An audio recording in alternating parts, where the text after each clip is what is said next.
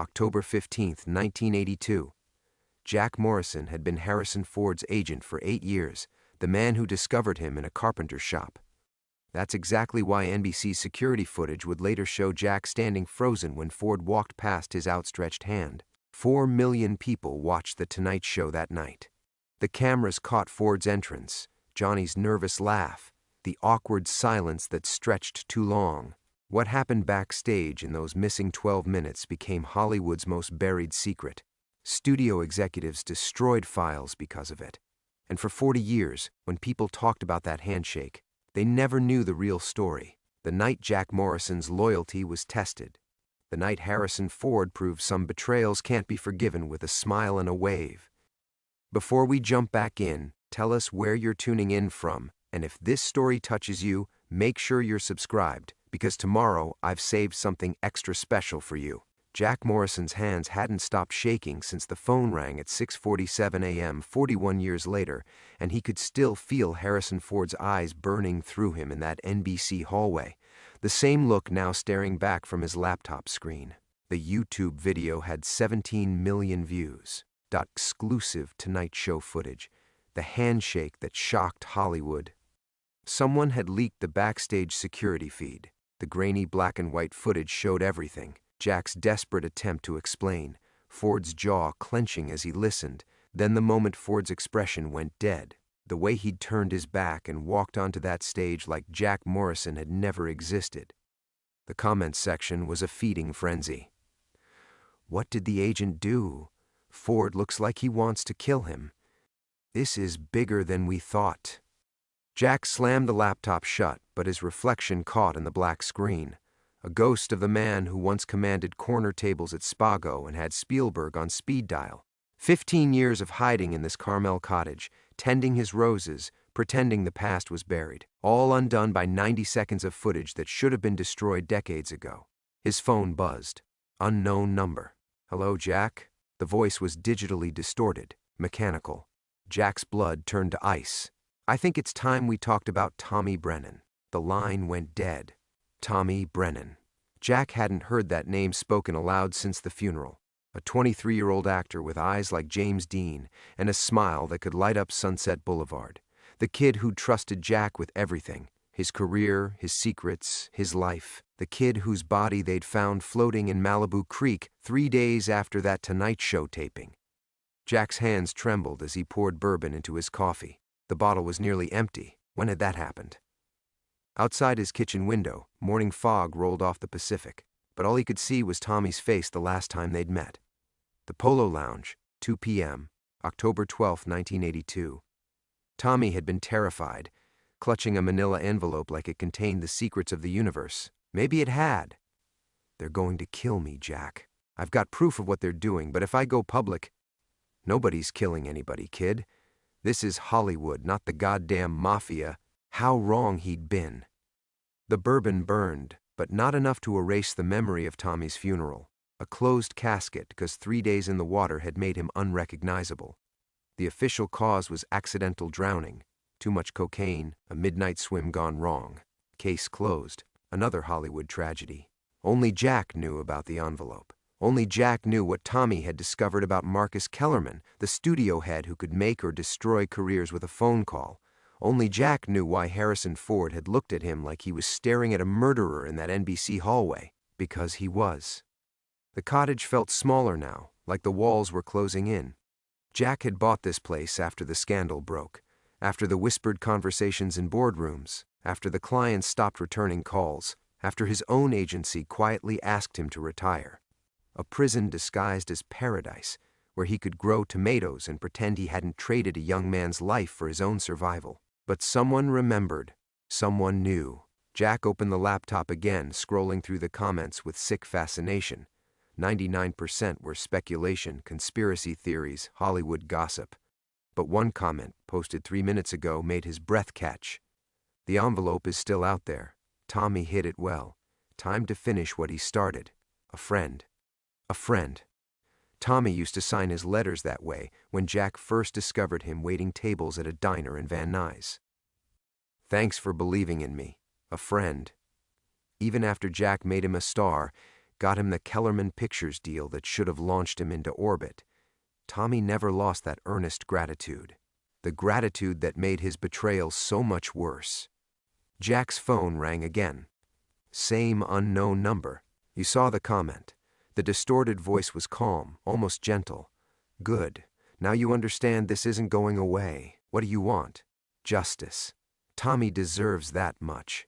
Tommy's been dead for 40 years. Because of choices you made. Because you chose Marcus Kellerman's money over an innocent kid's life. You don't know what you're talking about. I know everything, Jack. I know about the photographs Tommy found. I know about the cover-up. I know why you really destroyed his career before someone else could. A pause.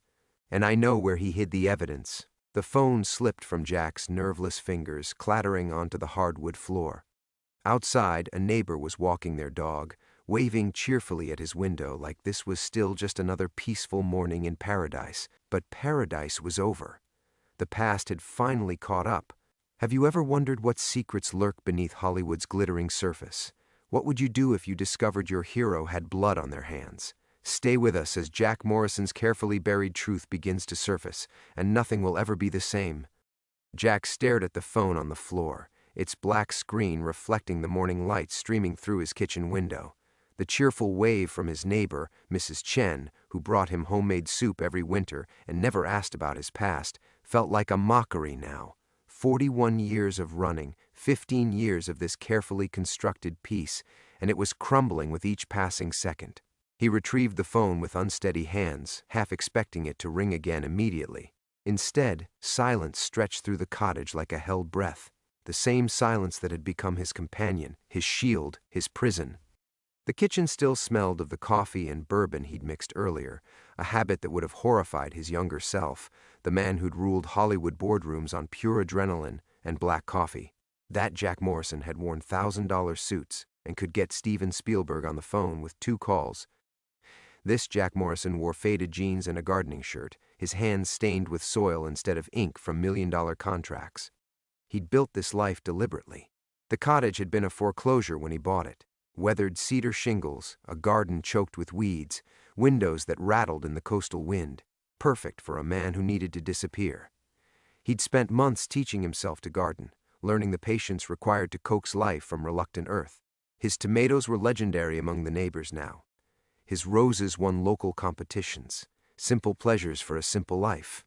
The irony wasn't lost on him. In Hollywood, he'd specialized in making people disappear. Difficult actors whose scandals needed burying, embarrassing photographs that required permanent deletion, witnesses who could be convinced their memories were faulty. He'd been the industry's fixer before the term became fashionable. When Marcus Kellerman called with a problem, Jack Morrison made it go away, until the day he became the problem himself. The manila envelope sat on his kitchen table. Not Tommy's envelope, that one had vanished decades ago, but the one that arrived yesterday from his daughter Sarah. Wedding invitations, addressed in her careful script. Sarah Morrison and David Chen request your presence. Mrs. Chen's nephew, it turned out. Small world, smaller when you spent 15 years hiding in it. Jack traced his finger over Sarah's name. She'd forgiven him for missing her high school graduation, her college ceremony, the first 5 years after his exile, when he'd been too broken to be a father. She'd forgiven him for the newspaper articles that followed him from Los Angeles, the whispered conversations at her Stanford orientation, the way classmates looked at her when they connected her last name to his scandal. She'd built her own life as a documentary filmmaker in Portland, far enough from Hollywood's gravity well, but close enough to visit twice a year.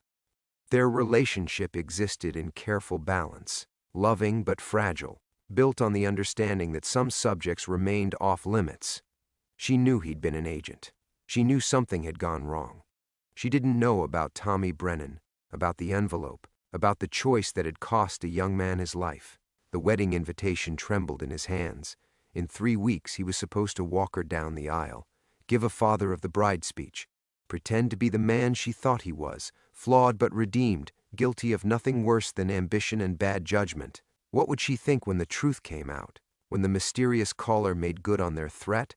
When the world learned that Jack Morrison hadn't just enabled Hollywood's corruption, he'd actively participated in murder? His phone buzzed. A text from Sarah, Dad. Can we confirm your +1? The caterer needs final numbers.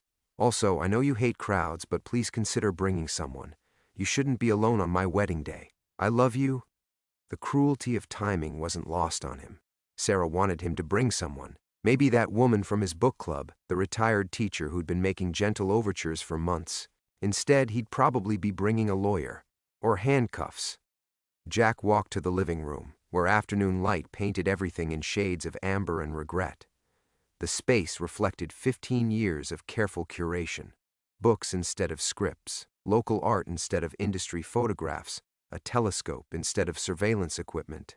He'd learned constellations the way he'd once memorized studio executives' weaknesses, different skills for a different life. But one photograph remained from the old days, hidden behind a larger frame on the bookshelf. Sometimes, late at night when the bourbon made him maudlin, he'd take it out and study Tommy's face. 23 years old, grinning at the camera during the Kellerman Pictures photo shoot. Before the envelope, before the fear, before the choice that damned them both. The cottage settled around him with familiar creaks and sighs. Outside, the fog was lifting, revealing patches of blue ocean between the cypress trees. Mrs. Chen was in her garden, pruning roses with the same methodical care Jack brought to his own. Normal people living normal lives, unaware that a ghost had just awakened in their midst. Jack's hands had stopped shaking, replaced by the cold clarity that had once made him Hollywood's most feared negotiator. Someone wanted to play games with the past. Someone thought they held all the cards. They were about to learn why Jack Morrison had survived 40 years in a business that devoured its own. But first, he had to figure out how to protect the only thing that mattered, his daughter's happiness and her belief that he was worth loving. The phone rang again. This time, Jack answered on the first ring. Morrison. No distortion this time. A woman's voice, older, with the faint trace of a New York accent he recognized but couldn't quite place. It's been a long time. The clarity hit him like ice water. Jack gripped the phone tighter, his knuckles white against the black case. Helen. Helen Carver laughed, but there was no warmth in it. You always were quick, though not quite quick enough back in '82. Jack's legs gave out. He sank into the wingback chair by the window, the same chair where he'd read Sarah's acceptance letter to Stanford, where he'd watched her graduate via live stream because he'd been too ashamed to attend in person. Helen Carver. Tommy's agent before Jack had stolen him away. The woman whose career he'd systematically destroyed after she'd started asking too many questions about her former client's death. You're supposed to be dead. His voice came out hoarse. Stroke. 1997. Amazing what a little creativity and $50,000 can buy you. New identity, medical records, even a convincing obituary in Variety. I learned from watching you work, Jack, how to make people disappear. The pieces were falling into place with sickening precision. Helen had been there that night at the Polo Lounge when Tommy first showed him the photographs. She'd been the one who warned Jack that the kid was in over his head, that Marcus Kellerman's operation went deeper than anyone suspected. She'd trusted Jack to protect Tommy. Instead, Jack had protected himself. The footage, Jack said. You leaked it. Found it in an NBC storage facility in Burbank. Amazing what gets forgotten in old warehouses.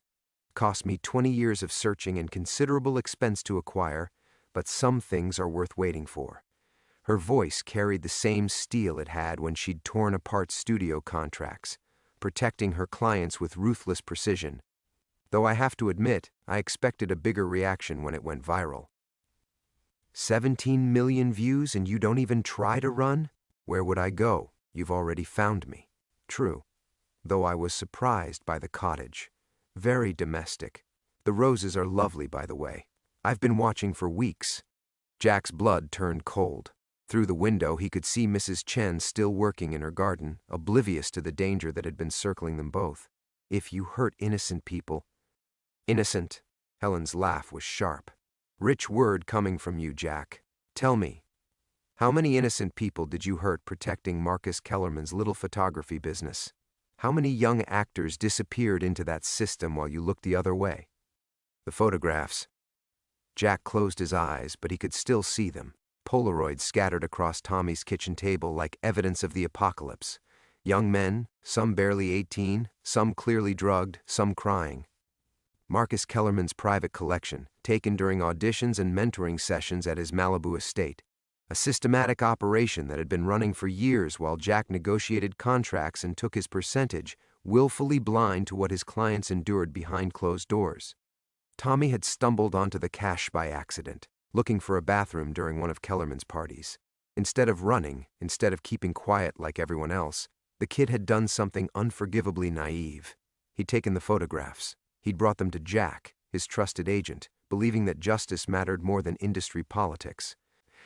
Jack had believed differently. "Tommy trusted you," Helen continued, her voice cutting through his memories like a scalpel.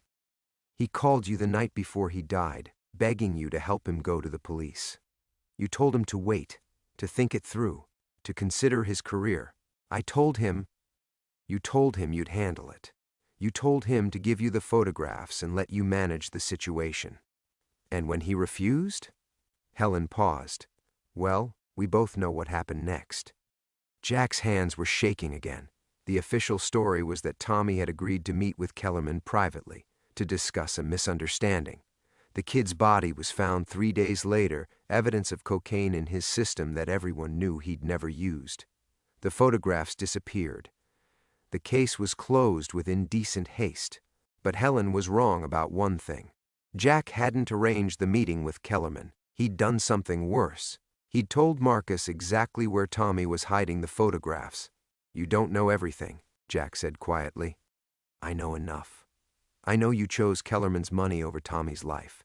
I know you let them kill him to protect your position." Her voice dropped to a whisper. "I know you watched them bury the evidence and said nothing. And what do you want? Money? Revenge?" "Justice, Jack. For Tommy and all the others. The photographs are gone. Kellerman's dead, but you're still here. The last living link to what happened." Helen's voice hardened. "Someone needs to pay." The line went dead, leaving Jack alone with the weight of 41 years of silence. Through the window, storm clouds were gathering over the Pacific. Jack sat frozen in his chair for several minutes after the line went dead, listening to the sound of his own breathing and the distant crash of waves against the rocks below. The cottage felt different now, not a sanctuary but a trap, its familiar walls closing in like the set of some noir film where the protagonist finally realizes he's been cornered. He forced himself to stand, his legs unsteady beneath him. Through the kitchen window, Mrs. Chen had gone inside, leaving her garden tools scattered on the small patio between their properties. The sight filled him with irrational dread. Helen had been watching for weeks. How many times had Mrs. Chen been in the crossfire without knowing it? The rational thing would be to pack a bag and disappear. He'd done it before, had taught half of Hollywood how to vanish when the heat got too intense. New identity, cash reserves, a carefully planned exit strategy. Jack Morrison could die as quietly as he'd lived these past 15 years, and maybe the storm would pass over everyone else. But even as he pulled out his old leather suitcase, Jack knew running was impossible. Not because Helen would find him, though she would, but because of the wedding invitation still lying on his kitchen table. Sarah's careful handwriting, her faith in him, her belief that he was someone worth loving. He couldn't run from her, not again. Instead, he found himself reaching for his phone, scrolling through contacts he hadn't touched in years. Most were dead or imprisoned or had changed their numbers long ago. But one name made his finger pause. Marcus Rivera, former LAPD detective, now running security for a tech company in San Francisco. Rivera had been a young cop during the Kellerman investigation, one of the few who'd seemed genuinely interested in finding the truth rather than closing the case quickly. Jack had made sure Rivera's questions went unanswered. His leads went cold. His witnesses suddenly developed amnesia. Another career destroyed in service of keeping the secret buried. The call went straight to voicemail. Rivera's voice sounded older, more tired. "You've reached Marcus Rivera. Leave a message and I'll get back to you." Jack hung up without speaking. What could he possibly say? That he was sorry? That he was ready to confess? That a ghost from 1982 was about to tear down the carefully constructed lies that had protected them all? The bourbon was calling from the kitchen, promising temporary numbness. But Jack had learned long ago that alcohol only delayed the reckoning, never prevented it. Instead, he walked to his bookshelf and removed the hidden photograph of Tommy Brennan. The kid looked impossibly young in the faded color print, squinting against the California sun during what would be his last professional photo shoot. Tommy had been excited that day, talking about the script Kellerman had promised him, the career that was finally taking off, the future that stretched ahead like an open highway. Jack had been excited too, calculating his commission and planning how to leverage Tommy's rising star power with other studios. Neither of them had known they were already living on borrowed time. His laptop chimed with a new email notification. The sender was listed as tbrennanbeyond@gmail.com. Jack's hands trembled as he opened the message. Jack, I know Helen contacted you. Don't trust her completely. She wants justice, but she doesn't know the whole story. There were others involved. Others still alive who have more to lose than you do. The footage was just the beginning. They're going to try to make you the sole villain to protect themselves. Don't let them. Tommy deserved better from all of us. Someone who remembers. Jack stared at the screen until his eyes burned. Someone else knew. Someone else had survived the Kellerman cover-up and was still out there, still watching, still calculating. The email address was obviously fake, but the message carried the weight of inside knowledge. His phone buzzed again. A text this time. From an unknown number, check your front door. Jack's heart hammered against his ribs as he walked slowly through the cottage. The front door faced away from the street, hidden behind a screen of cypress trees he'd planted specifically for privacy. No one should have been able to approach without him seeing them from the kitchen window. A manila envelope lay on his doormat. Jack looked around wildly, scanning the shadows between the trees, the road beyond, the neighbor's house where Mrs. Chen was probably preparing dinner for her nephew, who would soon marry his daughter. Everything appeared normal, peaceful, untouched by the nightmare unfolding around him. He picked up the envelope with shaking fingers. It was thick, heavy, and completely unmarked except for 3 words written in block letters, for Tommy Brennan. Inside, Jack knew, would be something that changed everything.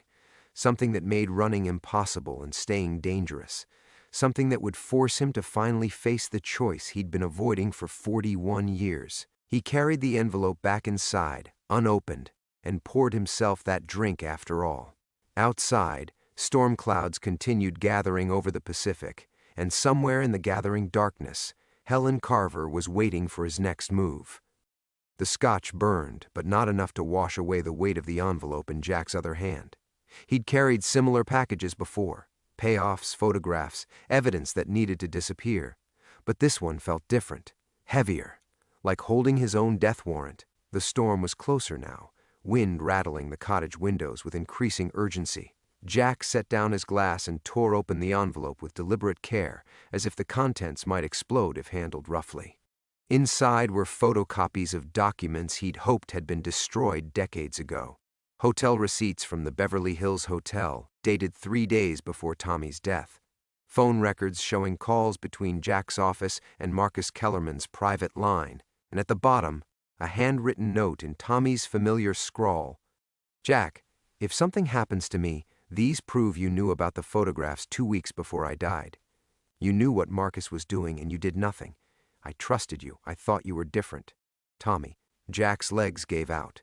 He collapsed into his chair, the papers scattered across his lap like accusations. Tommy had kept insurance. The kid had been scared enough, smart enough, to document everything before that final meeting. But there was more. Clipped to Tommy's note was a modern printout, a bank transfer record dated yesterday showing a payment of $50,000 from something called Meridian Holdings to an account in Helen Carver's assumed name. Someone was funding Helen's revenge. Jack's phone rang, making him jump. Sarah's name appeared on the screen, and for a moment he considered letting it go to voicemail. How could he talk to his daughter now, knowing what was coming? How could he pretend to care about wedding flowers and seating charts when his past was about to destroy everything? Hi, sweetheart. Dad, you sound weird. Are you okay? Sarah's voice carried the concerned edge it got whenever she sensed him pulling away. I tried calling earlier, but it went straight to voicemail. Just tired. The weather's turning. Listen, I had an idea about your speech. What if you told the story about how you and Mom met? The one about the broken elevator at the William Morris building? Jack closed his eyes. He could still see Ellen's face that day. impatient, brilliant, clutching a script she was desperate to get to the right producer. They'd been trapped for 2 hours, and by the time maintenance freed them, Jack knew he was going to marry her. Ellen had known it too, though she'd made him work for it. I don't know if that's appropriate for a wedding. Of course it is. It's romantic. It shows that good things can come from unexpected places. Sarah paused. Mom would have loved David. He has her same terrible taste in documentaries. The knife twisted deeper.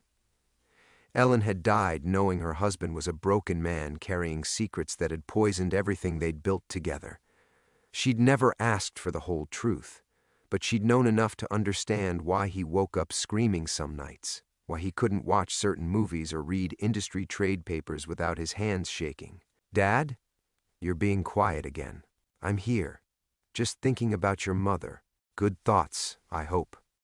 Jack stared at the documents spread across his lap. Tommy's handwriting seemed to pulse with accusation in the lamplight. Always good thoughts about her. I have something to tell you, Sarah said, her voice shifting to that careful tone she used when delivering news she wasn't sure he could handle. I got approached by a production company about a documentary on Hollywood's cover-ups in the 80s. They specifically mentioned your name. The room tilted. Jack gripped the phone tighter. What did you tell them? That I wasn't interested and they should lose my number. Dad, I know you've never wanted to talk about what happened back then, but if people are asking questions, what was the company called? I don't remember. Something generic. Phoenix Productions, maybe? Why? Jack's mind raced. Phoenix Productions didn't exist. He'd checked every major and minor production company when the footage first leaked. Someone was using Sarah to get to him, testing his reactions through the person who could hurt him most. Promise me something, he said, his voice harder than he intended. If anyone else contacts you about me, about my work, about anything from before you were born, don't talk to them. Don't even be polite. Just hang up. Dad, you're scaring me. The truth sat in his throat like broken glass. He could tell her everything right now. About Tommy, about the photographs, about the choice that had haunted him for 41 years.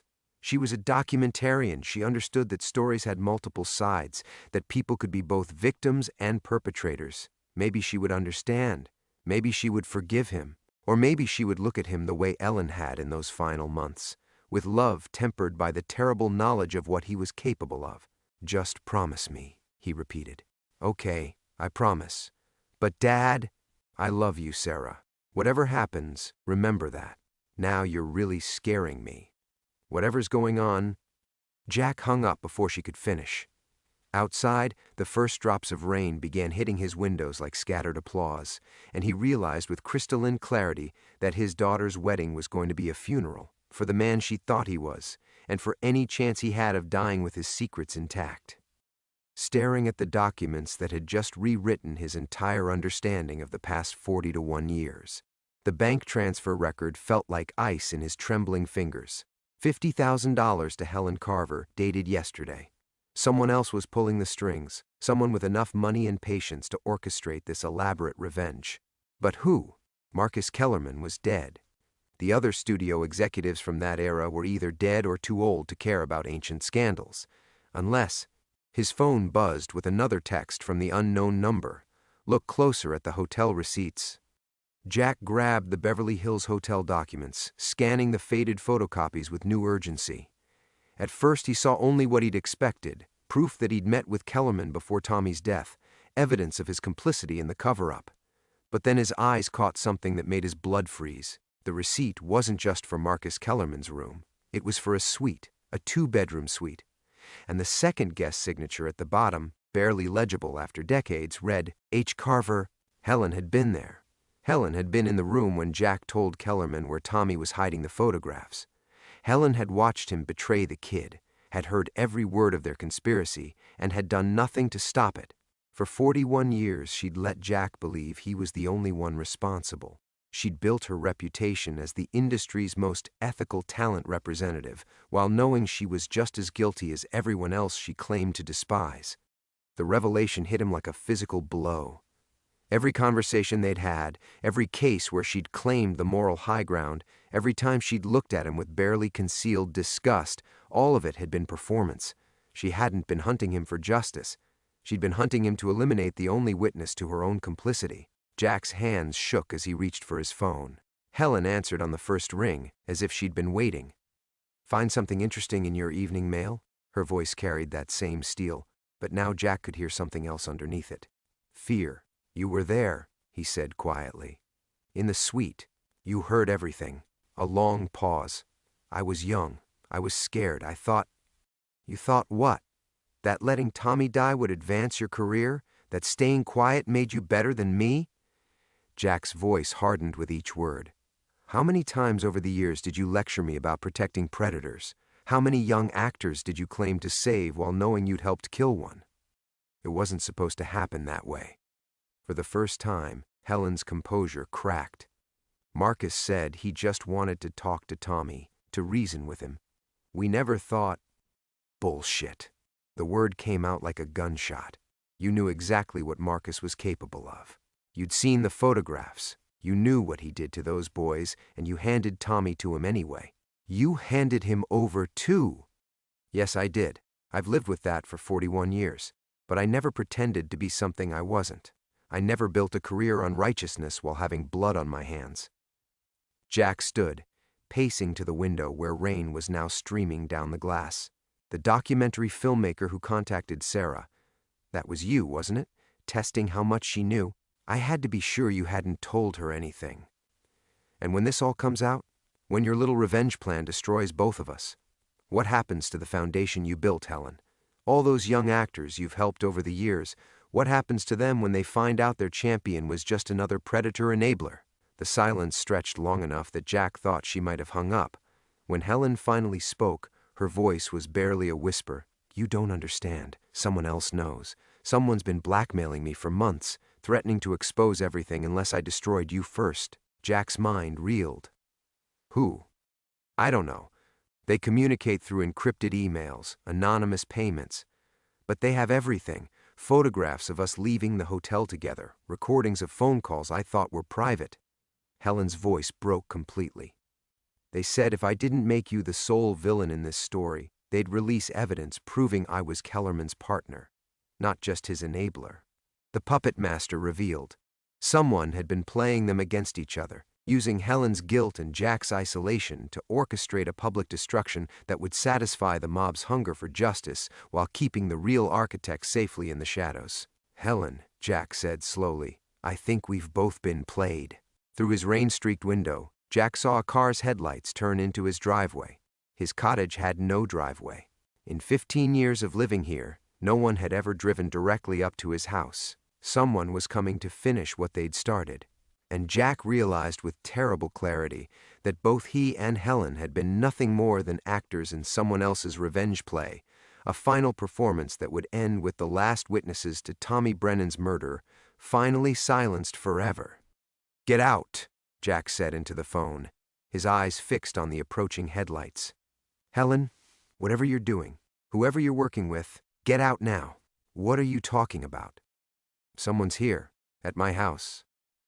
The car stopped 20 feet from his front door, engines still running. Through the rain-streaked windshield, Jack could make out a silhouette but no details. This was never about justice for Tommy. We're loose ends. Helen's sharp intake of breath carried across the phone. "Jack, I swear I don't know who—" "It doesn't matter now." Jack moved away from the window, his mind suddenly clear with the focus that came from having no escape routes left. "Helen, listen to me. In my desk drawer, there's an address book. Red leather, Ellen's handwriting, page 47. Detective Marcus Rivera's old contact information. He was the only honest cop on the Kellerman case." "Why are you telling me this?" "Because if they're cleaning house, you're next. And because Tommy deserves better than both of us taking our guilt to the grave." Jack watched the car door open, revealing a figure in a dark coat. Rain immediately plastered their clothing to their body, but they moved with deliberate purpose toward his front door. "Call Rivera. Tell him everything, all of it." "Jack." He ended the call and turned off the phone, slipping it into his pocket. Whatever was about to happen, he didn't want Sarah accidentally calling in the middle of it. The wedding invitation still sat on his kitchen table, her careful handwriting a reminder of everything good he'd somehow managed to create despite the poison in his past. The knock, when it came, was soft, almost polite. Jack opened the door to find a woman in her 50s, rain dripping from her dark hair, holding a gun with practiced familiarity. Her face was unremarkable, the kind that disappeared in crowds, but her eyes held 41 years of careful patience. "Mr. Morrison, may I come in? We have so much to discuss." Jack stepped aside, recognizing the futility of resistance. She entered his living room and surveyed the scattered documents with satisfaction, as if confirming everything had gone according to plan. "You know who I am," she said. It wasn't a question. Jack studied her face, searching for some memory, some connection to his past. "Nothing." "Should I?" "Catherine Brennan. Tommy was my brother." The world tilted. Jack gripped the back of his chair, understanding flooding through him like ice water. Not Catherine Brennan. She would have been too young, maybe 8 or 9 when Tommy died, but the resemblance was there now that he looked, the same stubborn jawline, the same dark eyes that had stared up at him from Tommy's last professional headshot. "You've been planning this for decades," he said quietly. 41 years, 3 months, and 16 days. Catherine kept the gun trained on him but seemed in no hurry to use it. "Do you know what it's like to watch your brother's killers live full lives while he rots in the ground? To see Marcus Kellerman win awards and make speeches about artistic integrity? To watch you build a family and find happiness while Tommy never got the chance to grow up?" You're right. The admission came easier than Jack expected. We all failed him. We all chose money and power over doing what was right.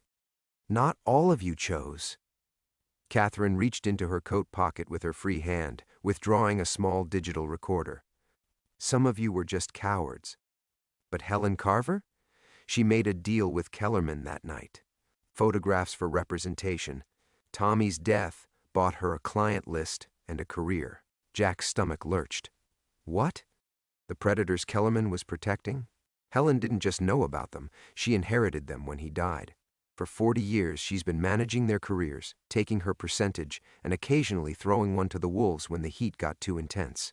Your righteous Helen Carver built her entire empire on Marcus Kellerman's blackmail files. The rain hammered against the windows as Jack processed this final revelation. Helen's mysterious rise in the industry after Kellerman's death, her uncanny ability to know which clients to drop before scandals broke, her foundation's suspicious timing, always launching high-profile campaigns just as whispers started circulating about specific predators. "The footage," Jack said slowly. "That was never meant to destroy me. It was meant to flush out Helen." Catherine smiled, and for a moment she looked exactly like Tommy had at 19, clever, determined, and utterly ruthless when cornered. "Helen's been very careful for 4 decades, but desperation makes people sloppy. When she thought you might expose her, she finally made mistakes we could trace. We? Detective Rivera never forgot the Brennan case. Some cops don't give up just because the file gets buried." Catherine's finger tightened on the trigger.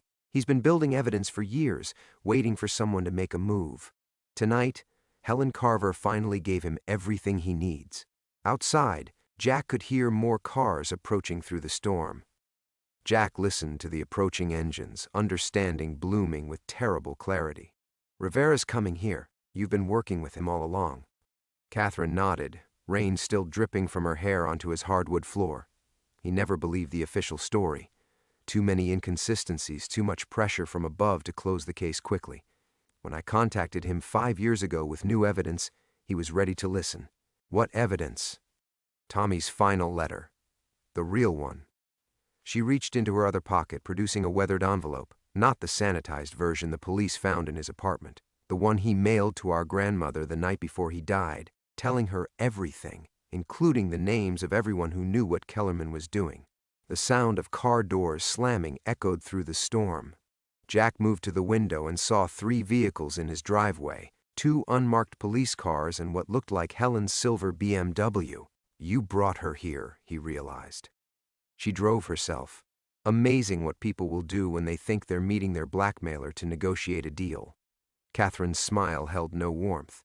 I told her you'd cracked, that you were ready to expose everything unless she paid you to disappear. She came here to kill you, Jack. The gun in her purse and the manufactured evidence of your supposed suicide threat are quite compelling. Jack saw Helen's figure emerge from the BMW, moving quickly through the rain toward his door.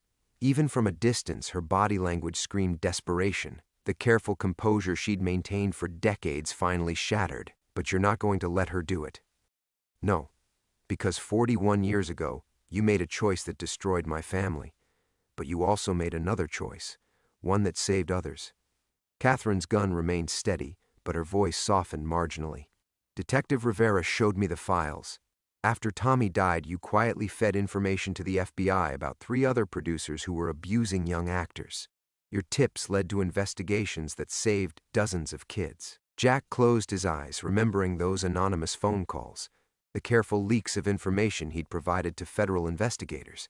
It had been his pathetic attempt at penance, trying to balance the scales for what he'd failed to do for Tommy. That doesn't bring your brother back, no. But it means you chose to stop being a coward. Helen never did. Heavy footsteps approached the front door, followed by Helen's voice calling out, "Jack, I know you're in there. We need to talk." Catherine gestured toward the kitchen with her gun. "Back door. Rivera's waiting in the garden with a full tactical team. When Helen comes through that door with murder in her heart, they'll have everything they need. You're using me as bait. I'm giving you a chance to finally do the right thing for Tommy." Catherine's eyes hardened. "You can run, and she'll kill you, and Rivera will arrest her for murder. Or you can stay and confront what you both did, and maybe, Tommy's death will finally mean something." The front door handle rattled. Helen had stopped knocking. Jack looked at the kitchen door, then back at Catherine. "What about Sarah? My daughter doesn't deserve to have her wedding destroyed by this." "Your daughter deserves to know who her father really is, both the coward who failed Tommy and the man who found his conscience afterward." Catherine's voice carried surprising gentleness. "Kids are stronger than we think, and the truth, however painful, is better than living with lies." The sound of splintering wood came from the front door.